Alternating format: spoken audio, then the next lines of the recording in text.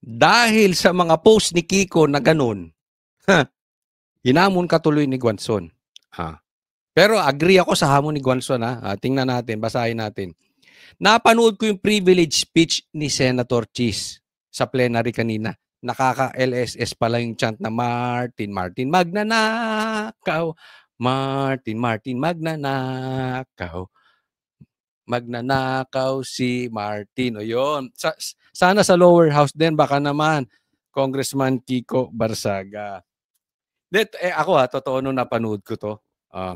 Na ano ako talaga, na LSS din ako doon. Ang ganda talaga, no? Yan na talaga ang imahe nito si Martin. Ito paalala ko lang sa ating mga kababayan. Hindi lang to sa politiko, para sa lahat. Kailangan lahat ng kikitain nating pera ay galing sa malinis. Kasi pag yan galing sa madumi, may kaakibat na ano yan, na balik. Sabi ika nga, whatever you sow, you will reap. Babalik yan sa pamilya mo. Yung pamilya mo, mayaman nga, nagdudusa naman. Diba? Malay mo yung anak mo maging addict, yung isa mag-suicide. Alam mo magkakaproblema. Why? Hindi galing sa malinis yung pera eh.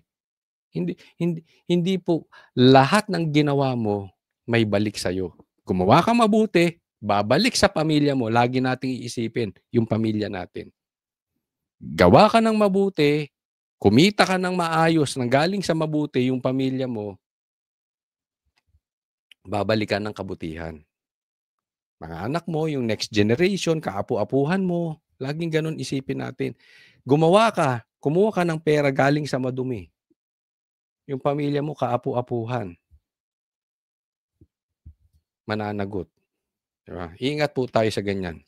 Anyway, sabayan nyo ako. Gusto ko, pwede masabayan ninyo ako? Sabayan nyo ako dyan habang nanonood kayo. Kung kayo man kasi may nagpunta ako sa Hong Kong, sabi niya, sa Japan, sabi niya habang nanonood, naghuhugas ako ng kotse, pinapakinggan kita. Yung iba naman habang naghuhugas ng kamay. Basta ganyan lang habang naghuhugas, habang nanonood. Yung iba naman habang nagpapatulog, pakinggan kita. Yung iba naman, gano'n, iba-iba. So sabayan nyo ako kung ano mang ginagawa ninyo. I-chant natin to. Okay? Martin, Martin, magnanakaw. Martin, Martin, magnanakaw. Magnanakaw. Hindi, magnanakaw si Martin. Mali pa. O sige, bahala na kayo dyan. Basta, pero ang ganda, no? Martin, Martin, Sa susunod na rally yan ay sisigaw natin. Pero ito. Singitan lang natin. Singitan. Kailangan masingitan ko to. Alam nyo kung bakit? Hindi kayang isigaw ng dilaw yan. Hindi kayang isigaw ng bilyonaryo yan. Hindi kayang isigaw ng mainstream media yan. Grabe ang kapit ni yung mga pinklawan. Ay, lalong-lalo yung mga komunista. Tingnan mo, magkano lang ang kinita ng Diskaya? Sabihin na nating nasa bilyon din. Pinagbabato ng mga komunista yung bahay, binaboy. Yung bahay ni Saldico, hindi nila magalaw. Kung ikukumpara mo yung ninakaw ng Diskaya sa ninakaw ni Martin, magmumukhang squatter si Diskaya. Hindi nyo mabato mga komunista. Kita nyo? Hindi nila kayang kantahin yan. Kaya pag nag-rally, hindi kayang tawa, i-chant ito. Martin, Martin, magnanakaw. Wala yan. Wala yan. Bayad ni Martin yan. Wala. Rally, hindi nyo kayang isigaw yan. Komunista, dilawan, hindi nila kaya yan. Mga duwag yun. Bayad yun eh. I-explain ko bakit. Bakit hindi matabig-tabig ng dilaw si Tambi? Oo, bukod sa ipokrito to mga dilawan, mamaya explain ko bakit, Pero punta muna natin. Sana sa lower house din, baka naman, Congressman Kiko Barsaga, baka naman, baka naman, privilege speech ka rin. Alam mo, ako masasabi ko lang sa inyo, ang daming tahimik na congressman. Maaring alam nilang ginawa ni Tambi, Maaaring hindi sila sang-ayon sa ginawa ni Tambi, pero bakit kayo nananatiling tahimik? Alam niyo kung bakit? Madungis din kayo. Kasi may pakinabang din. Marami diyan may baho. Kasi alam nila 'pag binanatan si Tambi, bubutasan. Iisipin mo, yung Marines na binutasan, imbis na hinanap ni Lacson yung baha, hinanap ni Lacson yung notary. 'Di ba? Pati asawa ni Marcoleta kinalkal. 'Di ba? Ganyan sila. Kaya yung iba, siguro madungis, nakinabang din. Sabi nga yung mga pumirma diyan, 'di ba? Binigyan din ng pera. Kaya maraming duwag diyan. Kaya nananatiling silang tahimik kahit asar sila kay Martin. Bakit? Kumita or meron ding korupsyon.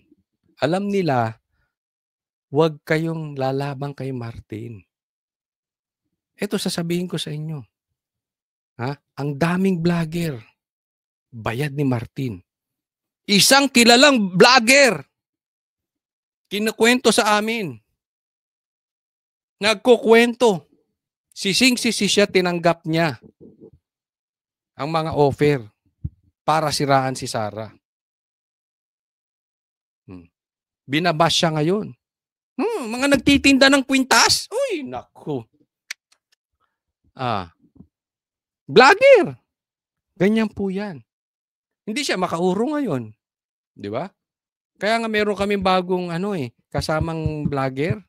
Yung ngongo, si Sir Jack. Naku, ang dami niyang alam. Sabi niya, ilalabas niyan lahat kung sino yung mga vloggers na yon. Pag ganyan kalawak yan. Sa media, sa politika, sa vloggers. Yan. Either, ang Pilipinas, ganito lang. Dalawa lang ang tao sa Pilipinas. Kakampi o kalaban ni Tambi. Yun lang yun. Hindi ka pwedeng gitna. Kasi ooperan ka niyan. Naalala nyo, may offer din. Ang Banateros, siraan si Sara. Hindi tinanggap. Anong ginawa? Pinaulanan si Saldico. Ni Saldico si Banat Bay ng demanda.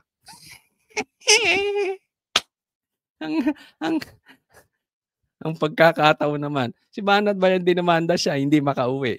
Kaliwat kanan ngayon ang problema ni Saldico. Diba? That's life. Diba? Kaya tayo patuloy lang tayo makipaglaban. Kayo mga politiko, huwag kayong duwag. Ito, Marcoleta, maybe he's not perfect. Gaya ko, gaya nyo, hindi perfecto. Kaya lang, ang isang politiko, sabi ko nga, kung sakali lang wala akong plano. Pero kung sakali lang, dapat, kung ako man tatakbo, or meron mang mga politiko, may planong tumakbo, you make sure, hindi ka man perfectong tao, huwag kang magnanakaw. Yun lang. Babaero ka man, okay lang. Hindi ko sinasabing okay ang babaero Pero ibig ko sabihin, wala namang connection yun Masungit ka, okay lang. Basta importante, huwag kang magnanakaw at huwag kang mag-a-addict. Matapang ka. Pero the moment na nagnakaw ka na, hahawakan ka na, bakit kakalkalin So anong gagawin mo? Tatahimik ka na lang. Yun ang nagiging problema ngayon. Kaya ang daming tahimik. So, panawagan natin sa mga kababayan natin. Oy, mag-privilege speech din kayo dyan sa Congress. Nang sa ganun, maano yan? Kampi-kampi yan Pambihira, kita mo. Pati Senado, hinawakan nitong si Tambi. Kaya gustong-gusto ko yung ginawa ni Cheese. Cheese, labanan mo to hanggang dulo. Kasi mga duwag, yung mga senador na dyan, kasamahan mo dyan, mga duwag. Tingnan nyo po to next. Okay, tingnan naman natin. Sabi ko nga sa inyo, sa Pilipinas ngayon, dalawa lang. Tuta ka ni Tambi o kalaban ka ni Tambi. Okay, tingnan natin, to si Claire Castro or si Bongbong Marcos. Bilang tagapagsalita ni Bongbong Marcos, ano ba tong Malacanang? Tuta ni Tambi o kalaban ni Tambi?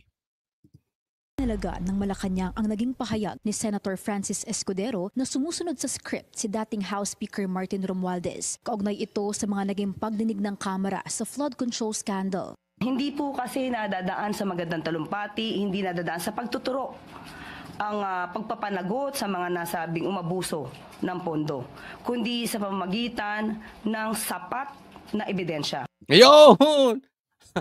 Ang linis, no? Ang linis ni Bongbong, ang linis ni Claire. O, hindi raw nadadaan sa talumpati. Tama. I-apply mo yan kay Bongbong, hindi nadadaan sa magandang talumpati kung hindi sa ebidensya. Sabi mo rin niya kay Bongbong. Di ba? Oh, yung flood control, si puro kay talumpati. Anong nangyari? Ikaw, puro ka rin talumpati. Pinagbibintangan mo si BP Sara. Asa ng ebidensya? Ipakita mo. Fake news peddler ka eh, Claire.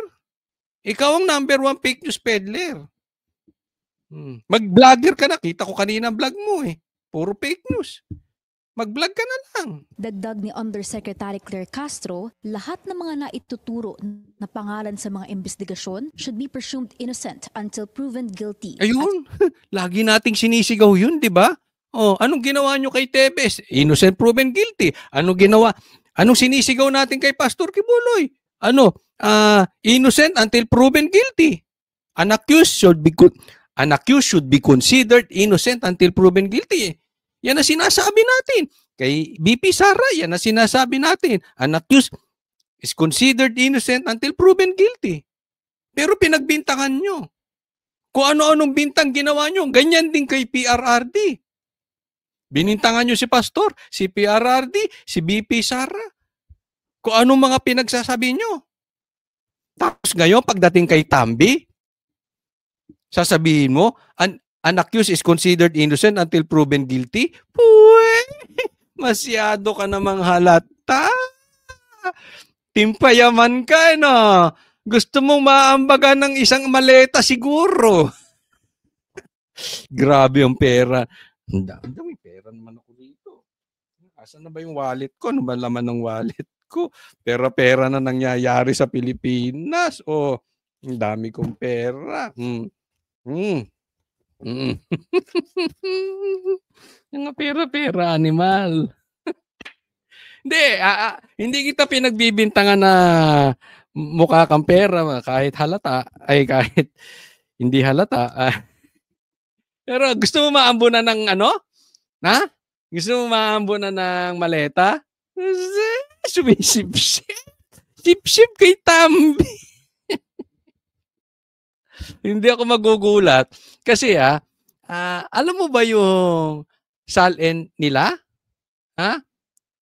From 3 years, tumaas. 100%, 60%. Ibig sabihin, pambira. Hindi pala 600%.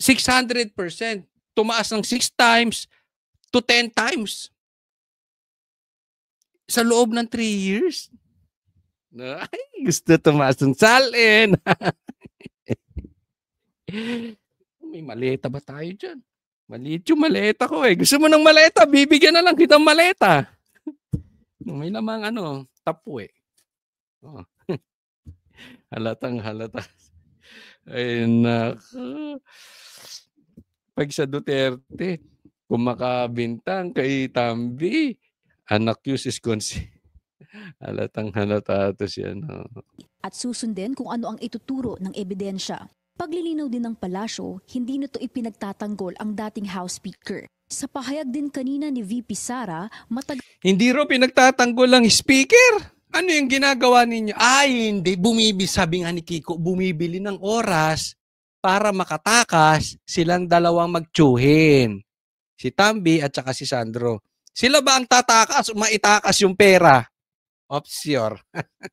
Tagal na raw siyang may agam-agam sa pagkakapili kay Romualdez bilang House Speaker pero isinawalang bahala ito ng Pangulo. Mas tumindi raw ito matapos ang Delaware Court ruling kung saan nabanggit si Romualdez sa bribery scandal. Buwelta ng palasyo. At yung binabanggit niya pong Delaware decision sa Delaware Court, muli, nakita po natin to pero wala rin pong mention na si Speaker Romualdez or si Representative Romualdez ay guilty. So, Ayan. So, yan ang sasabi niya. An accused is considered. siya po mismo, ang Vice-Presidente ay na-mention din sa mga di umano-anomalya na transaksyon. Dapat po ba natin siyang husgahan? Katulad ng ginagawa niya ngayon sa ibang mga mambabatas. Hindi ba hinusgahan nyo na? Pambihira ka naman, Claire. Ilang beses yun ang hinusdahan ng Duterte. Hindi nyo nga pinadaan sa due process si PRRD rito at binitbit nyo ron. Di ba? Yan ang problema sa inyo. You are hypocrites. You are double standards. Yung accused, yung due process na sinasabi nyo, ayaw nyo sa Duterte. Pagdating kay Tambi, may due process. An accused is considered innocent until proven. Yan yung sinisigaw namin dati pa. Tanga ka ba? Pambira. Pera nga naman ang nagagawa sa taong bayan. No? Kaya walang asenso tong Pilipinas. Walang asenso to. So, ang pera so powerful. Dati pa naming sinisigaw yan, yung sinabi ni BP Sara. Una, problematic yung gagawin mong pinsan mo as speaker. Pangalawa, nung unang buga pa lang, ang dami ng anomalyang lumalabas kay Tambi, nababalitaan namin yun. Sinasabi na namin, magkakagulo. Dahil garapalan. It took us 3 months to discover it. Bongbong Marcos took him 3 years to discover it. Saan niya dinadala confidential funds sa Intel funds? O sadyang bobo si Marcos? Or kasabwat? Yan yung sinasabi ko. Walang gitna. Bobo lang talaga si Bongbong Marcos. O kasabwat siya dyan. Walang lusot yan. Yun lang. In any case, dapat siya mag-resign. Kasi kung bobo siya talaga, nang dahil sa kanya, nagsasapir ang Pilipinas. All the more, kung kasabwat siya, dapat lumayas siya. Pinipeste niya ang Pilipinas eh. Next po tayo. Ito ang halimbawa. Kaya, malaking bagay yung hindi pagresponde na mabilis ni Ping Lacson. Yung bang lahat dinidelay, lahat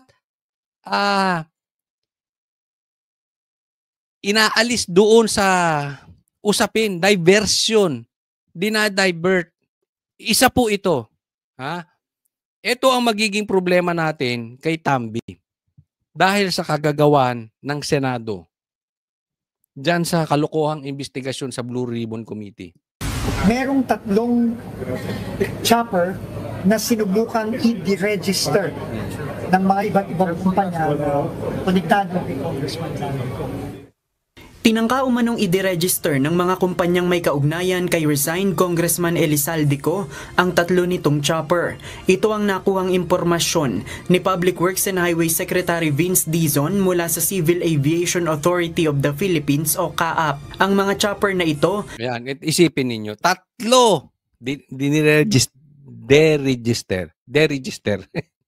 dinideregister. Hay! In short, sa Tagalog,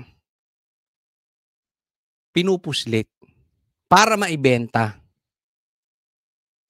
Sa madaling salita, para gawing pera, maitabi. Kasi kinukuha na eh. Pinifreeze na, kinukuha. Sabaw na, natapon pa. Nasubukan nyo ng hihigupin mo na lang yung sabaw na tapon pa. Ganito yun. Sasakyan mo na. Sasakyan pa ng iba, pambihira, masakit yun. Masakit, Kuya Eddie. Pinipris. So gagawing pera. Yan ang mahirap pag patagal-tagal tayo sa investigasyon. Dapat lumalabas na yung pangalan para makapag-issue na ng freeze, ma-freeze natin yung mga account. Pinaiikot-ikot kasi ni Lacson eh. Ay, natupag niya, notary. Wala na yan. Tama, yung sinasabi ni Kiko, susundan ko lang. Pinatatakas nila si Tambi at si Sandro. Kung hindi man sila personal ang tatakas, maitatakas yung assets. Yung pera ng Pilipinas, maitatakas. Yung kinurap, yung ninakaw, maitatakas. Tapos saka kayo magpipris ng account. Niloloko nyo kaming talaga mga animal kayo. Ginagago nyo kami. Dapat ipag-freeze na nga mga account niyan eh. Pambira talagang. Alam mo, hindi naman ako believe kay Lacson, no? Pero talagang na-expose si Lacson dito. Na-expose. Lalo-lalo na si Tito Soto. Lalo na to si Tito Soto. You know what you're doing, Tito Soto?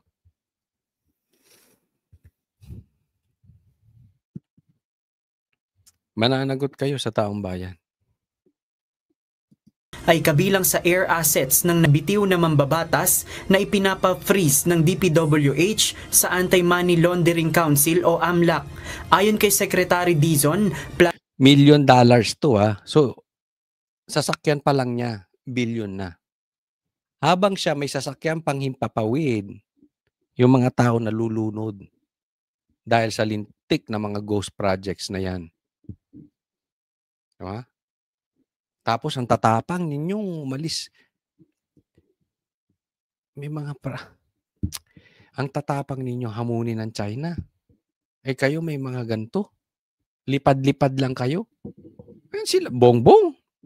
Tapos tayo dito, tapos sila lilipad. Tingin mo ba? Kaya bang ipagtanggol ni Sandro sarili niya pag nagkagera? Pambira naman. Tatago nga sa babae yun eh. Ito pong next thing na natin. Ngayon, sa sobrang grabe, kagrabe na ng problema ng Pilipinas at lantaran na yung baho, sabi ko nga, ngayong panahon na to, dalawa lang ang tao. Tuta ka ni Tambi o kalabang ka ni Tambi. Dahil sa garapalang pagnanakaw, hindi po pwedeng kakampihan mo siya or mananahimik ka nang hindi ka tuta. The mere fact na manahimik ka, tuta ka na. Or kalaban mo talaga. Lantarang kumakalaban. Kaya lang maraming duwag. Kaya basahin po natin itong sinabi ni Jason sa. Bakit tikom ang bibig ni Senator Bam Aquino sa usaping flood control projects? Usaping flood control scandal and anomalies. Bakit ni minsan hindi siya nangahas na banggitin? Baka bakla, Sir J. Ikaw naman mapala-desisyon ka. Baka bading. Duwag, in short. Sabi nga ni Chis Escudero at saka ni Marcoleta, meron silang mga kasamaang mga senador. Duwag kay Tambi.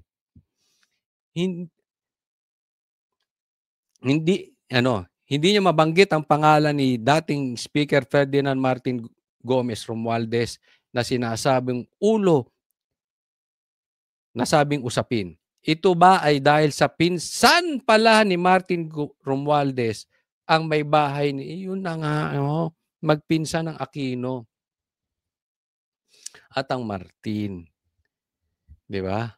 Yung tapang ng mga Aquino laban sa pagnanakaw sa gobyerno ay nasubok ng husto sa mga panahong ito. Alam nyo, kaya meron ako mga kaibigang dilawan. I really don't respect them. Totoo. Nawala respeto ko sa inyo. I mean, meron naman kasi ako mga kaibigan na naghahanap buhay lang. May mga kaibigan akong vloggers na nasa pula, nasa dilaw. No? We have our own opinions sa mga bagay-bagay. 'Di ba? So, nire-respeto ko 'yon. Pero alam mo, doon sa mga kaibigan kong mga vloggers na dilaw, na wala respeto ko sa inyo. Na totoo lang. Kasi dati sinasabi nyo magnanakaw tong Marcos. Sigaw nyo yan. Di ba? Tapos anong nangyari sa inyo ngayon? Halos himurin nyo ang puwet ng mga Marcos. Wala kayong mga backbone. Wala kayong tayo. Hindi baling nagkamali kayo at inamin ninyo, okay lang yon. Tao tayo, nagkakamali. O kaya, yung opinion nyo, iba, baluktot man, okay lang. Mahina lang yung opinion mo. Pero yung sasabihin nyo, totoo namang Marcos, magnanakaw yan. Pero hindi nyo masabi. Kasi meron kayong agenda. Ang sarap. Ang sarap nyong hindi lang ako ang sarap nyong pagsisigawan. Wala kayong pagkalalaki. Wala kayong backbone. Ako sa totoo lang, ito akin lang mas nandidiri ako sa Dilaw kaysa sa Marcos. Kasi yung Marcos, given na yan, alam na natin magnanakaw eh. Okay na yan pula. Yung karamihan ng loyalist, ano lang yan eh, ginodiyos nila si Marcos. Hindi ko sinasabing tama pero talagang ano sila eh, ganyan eh. Meron talagang Marcos na bulag. Mas nauunawaan ko pa yan kaysa sa mga Dilaw ngayon. Talagang kain suka ang mga Dilaw. Ang lupit. Walang tapang. Yung tapang ng mga Aquino laban sa pagnanakaw ng gobyerno ay nasubok ng husto ng panahong ito. Bakit parang nalagyan ng bulkasil ang bibig ni Senator Bam, Risa Ontiveros at Kiko Pangilinan? Takot ba sila kay Romualdez o nasupalpala na sila ng milyones para manimik? Kaya wala akong katiwala. Mas may tiwala pa ako dun sa mga pulahang sila Tiangco. Kahit alam natin bias sila sa Marcos. At least, may paninindigan. Wala ako talaga sa mga vloggers ng Dilaw. Sa media, mga duwag kayo. Mga mukha kayong pera. Walang masabi to si Ontiveros, si Kiko Pangilinan. 'Di ba? Tahimik kayo. Bam Aquino. Duwag ba ang Aquino? Yan ang Aquino?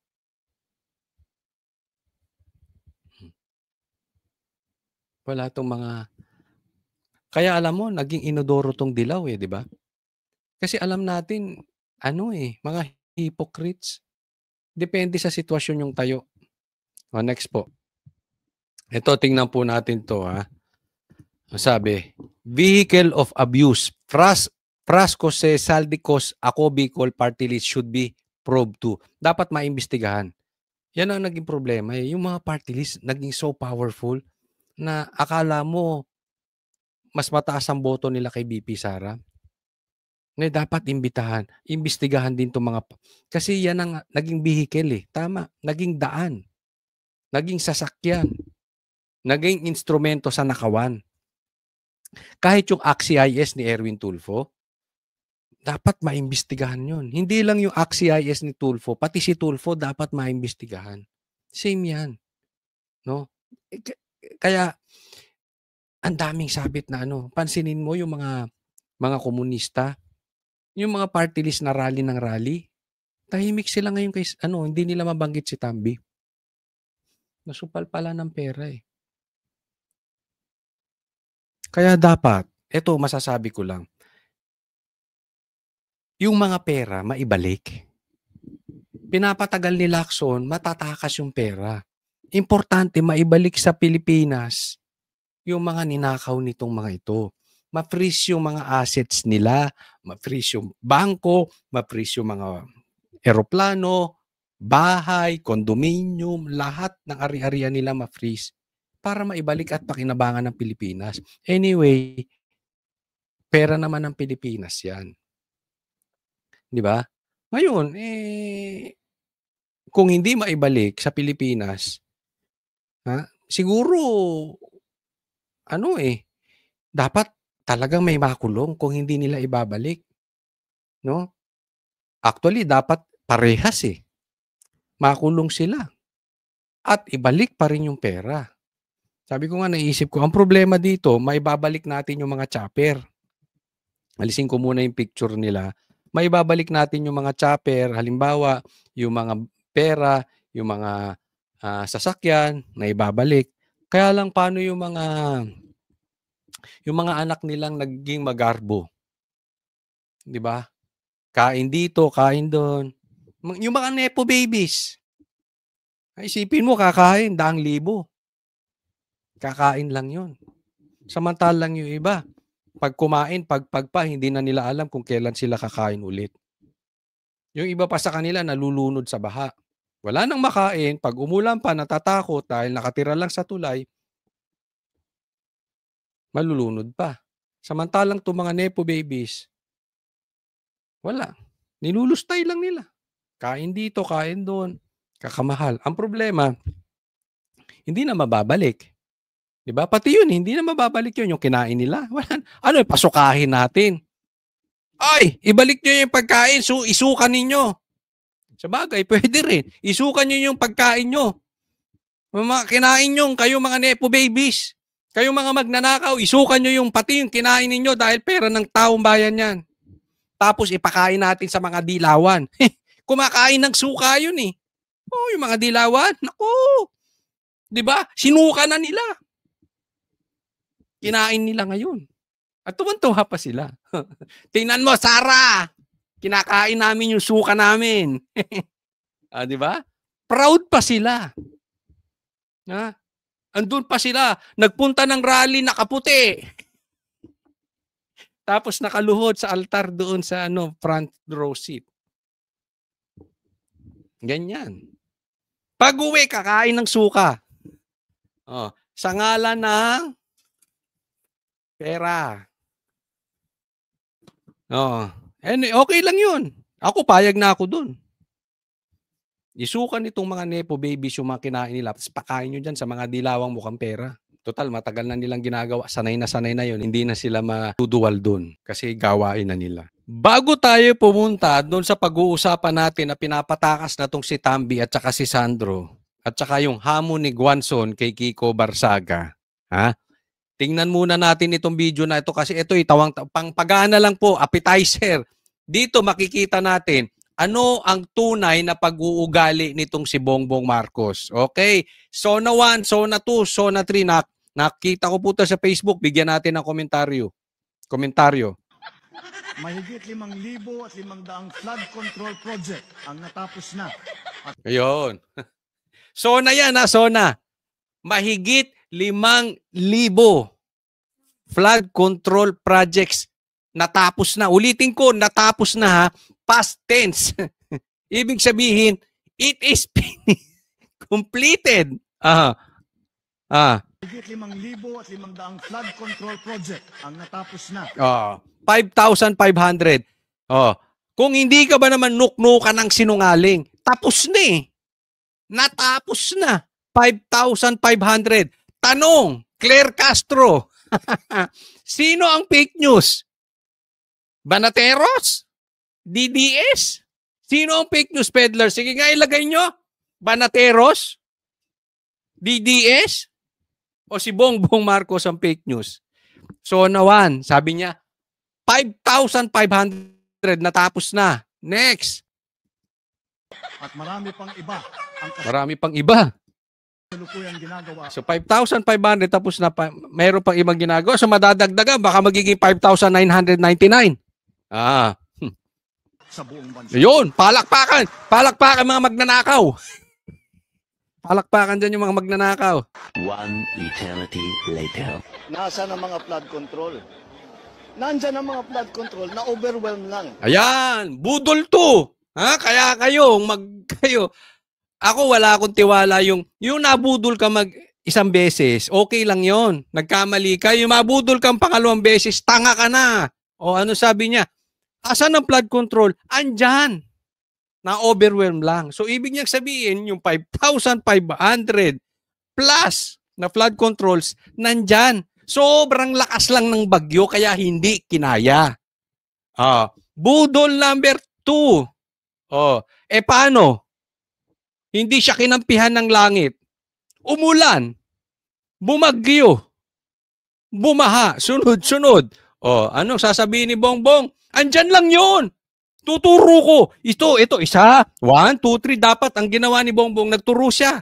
1, 2, 3, 4, 5, 6, 7, 8 hanggang 5,500. Ito yan, Sobrang lakas lang talaga ng bagyo. Pero ito yan, isa-isa.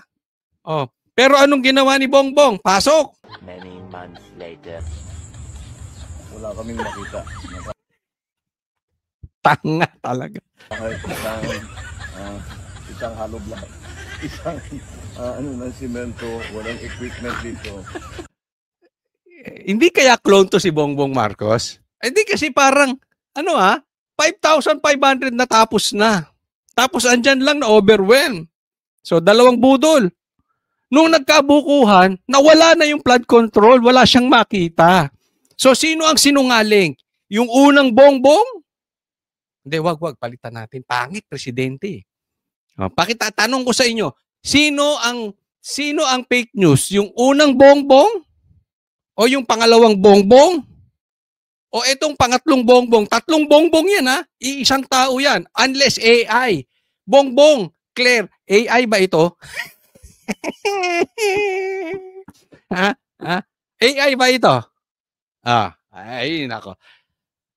Or baka clone to, hindi ito si Tot, baka robot ito, Basta 3 Bongbong. Sino doon sa 3 Bongbong ang nagsasabi ng totoo? Sino ang nagsasabi ng kasinungalingan? Sino ang fake news sa Bongbong na yon?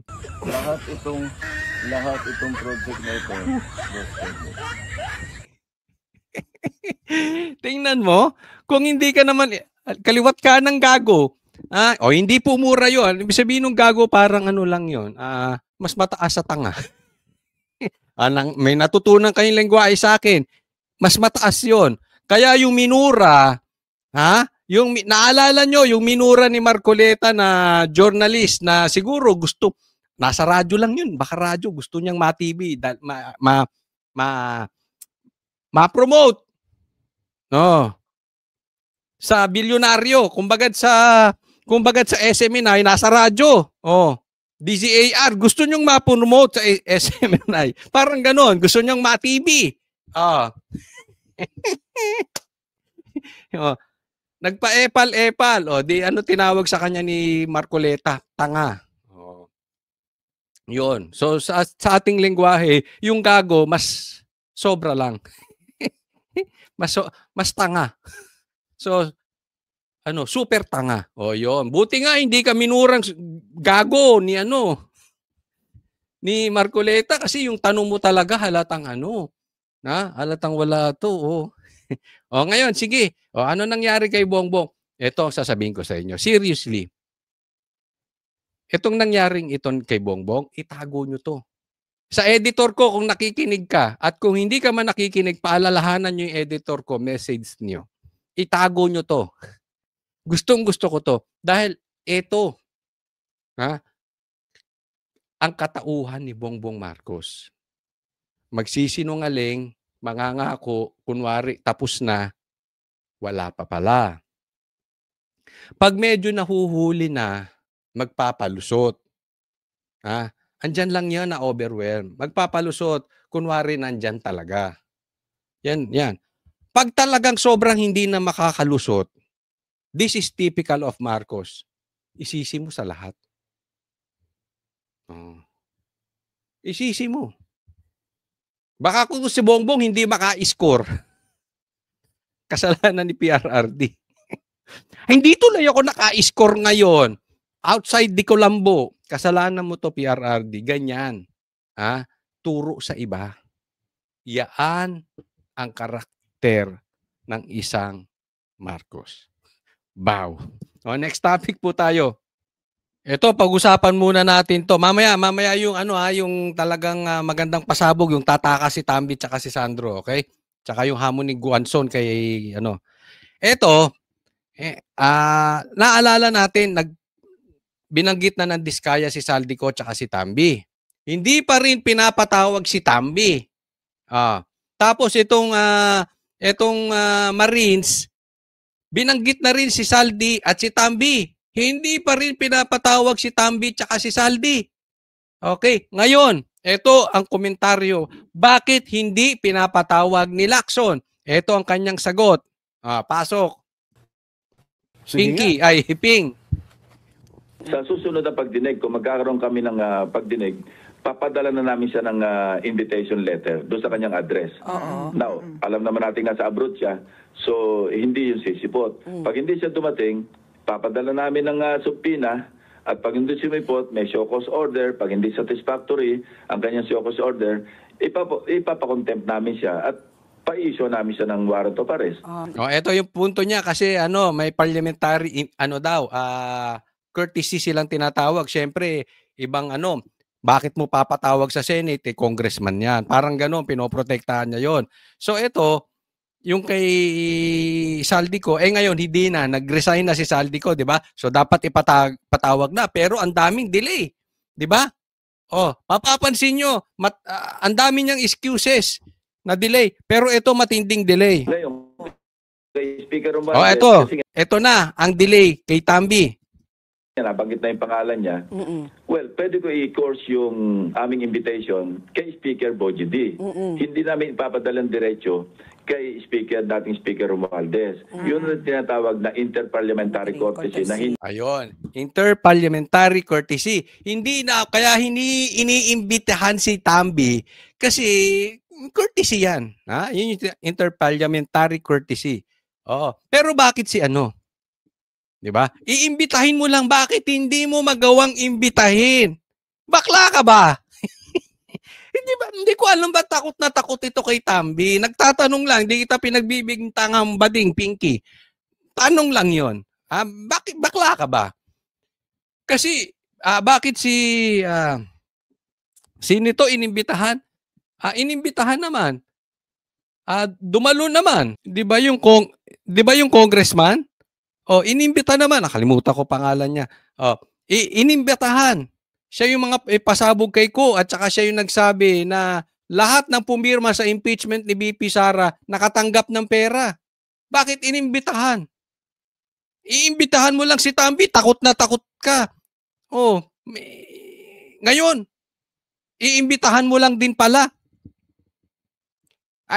Excuse mo kasi nabanggit na? Hindi, nabanggit din ni Diskaya. Matagal na, nabanggit din nitong Marines. Nabanggit din. Kaya ka lang nagkaganyan nung nag-speech, privilege speeches. Wala ka ng lusot kasi talagang tatamaan ka na. Kung hindi pa nag-speech si Cheese, ayaw mo talagang imbitahan si Tambi. Halatang halata ka, Lacson. Alam nyo kaya gumugulo. Ito nga yung sabi ko sa post ko Kaya gumugulo dahil dito kay Lacson tsaka kay Tito Soto. Sumisingit pa to si Erwin. Pero yan dalawa talaga ang mastermind na nanggugulo sa investigasyon. Kaya nga dapat ang panawagan nyo sa kapwa nyo. Ito nananawagan po tayo. It's about time ibalik kay Cheese Escudero or kung sino man, Senate President, tapos ibalik yung Blue Ribbon chairmanship kay Marcoleta. Kasi dinidelay nito si Pin Lacson. Tingnan mo, iba ang gusto. Hinahanap yung flood control projects. Anong hinanap? Anong hinalughog ni Lacson? Yung notaryo. Pambihira. Di ba? Kaya kalampagin nyo yung mga senador. Dapat makabuo tayo ng 13 na senador na hindi tuta, hindi duwag kay Tambi. Para maiupo ulit, may bagong Senate President, hindi tuta, Soto, at mayroong bagong Blue Ribbon Chairman. Walang mangyayari dito kay Ping Lacson, puro palusot, puro excuses. Hindi maintindihan ng iba naming kasama. Yan. Bakla ka ba talaga? Ang hiling magpalusot, ang hiling magparinig nito, ayaw mo naman pangalanan. Pangalanan mo. Sabi nyo, yan ang hindi maintindihan natin ng mga ibang kasama. Pangalanan mo, wag kang bakla. Di ba? Para kang si Pinky Yan ang sinasabi po natin. bakit ngayon sasabihin mo iimbitahan? Eh dati nang binabanggit. Oh, bakit yung congressman pumunta naman diyan sa Senado? Inimbitahan lang. 'Di ba? Tingnan lang natin kung anong magiging responde ni Tambi. Basta imbitahan mo lang.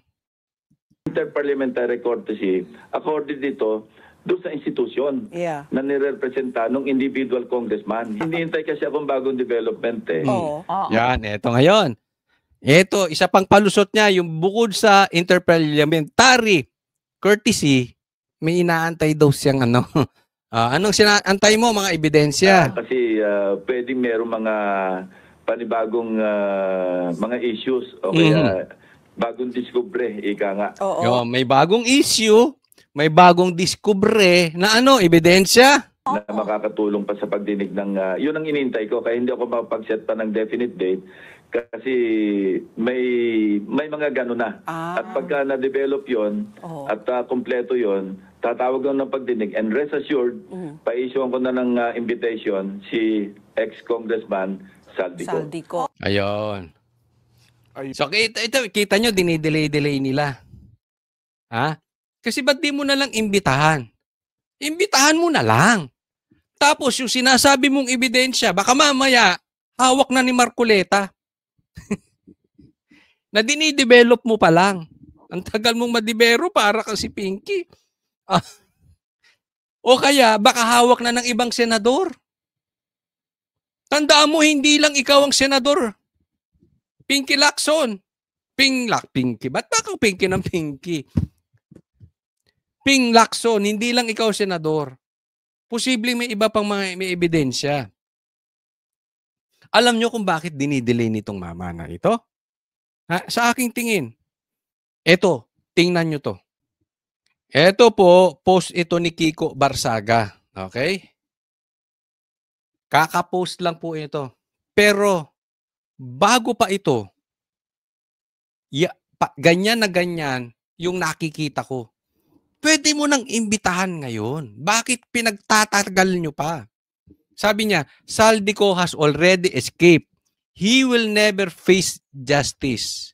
The administration is just buying time for Martin Romualdez and Sandro Marcos to do the same.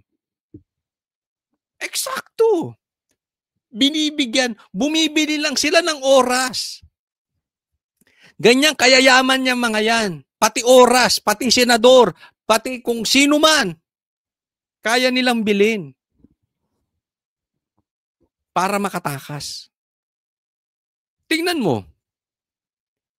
Dahil pinapatagal natin, kesa napipris yung account, na i-deposit na yan, na itatakbo na kung saan-saan. Offshore accounts. Kaya mahirap ang Pilipinas eh. Alam nyo kung bakit? Yung bilyong-bilyong pera natin, nasa kwarto lang, sa condominium, o sa Forbes Park, sa kwarto lang nakatago. Pag ganito magkakahulihan, itatakbo, itatakas. Kaya yung pera hindi umiikot. Naiintindihan ninyo? Hindi umiikot yung pera, nakasubi sa ibang tao. Tapos, yung iba, nasa bangko, offshore accounts. Ang daming lumalabas na pera. Pag ang pera lumalabas ng Pilipinas, lubog tayo. Kaya nga ba't hindi na lang ipatawag ng ipatawag? Kung a-attend sila or hindi, saka natin aksyonan, Lacson. Ang dami mong explanation eh. Diyan papunta, patawag mo lang. Bahala na Bakit ba nag-aabogado ka kay Tambi? Bakit ba nag-aabogado ka kay Marcos? Kung ano yan, dapat i-freeze na yung account ng mga yan. Oh, pambihira. Wala yan. Bakit? Bumibili ng oras eh. At nagiging kasangkapan kayo dyan sa Senado. Kaya kung susundan ko to sinasabi ni Kiko Barsaga, pinapatakas nyo si Tambi tsaka si Sandra. Sandro. Ay, nako kayo talaga. Oh.